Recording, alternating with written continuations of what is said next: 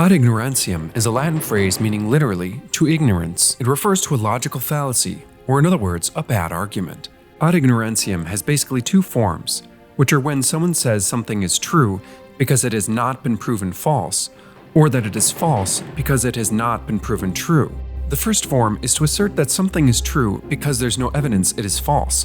For example, Tim argues that, "We don't know that aliens do not exist, therefore there are aliens." Tim's argument is invalid. Just because there's no evidence that aliens do not exist, that does not mean that they do. The second form was popularized by Carl Sagan's aphorism, "Absence of evidence is not evidence of absence." John argues that our planet has sufficient conditions for life to arise. There are countless other planets which have similar conditions. Therefore, it is likely that life exists on other planets.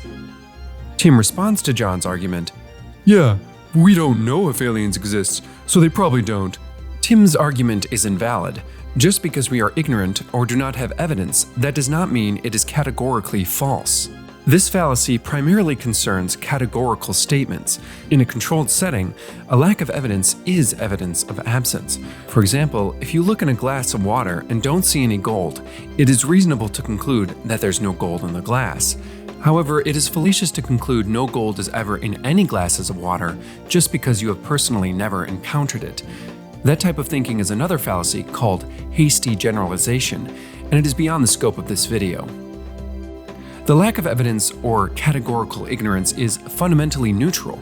It does not mean that something is true or false. No evidence is evidence of nothing. So just remember, ignorance is not an argument.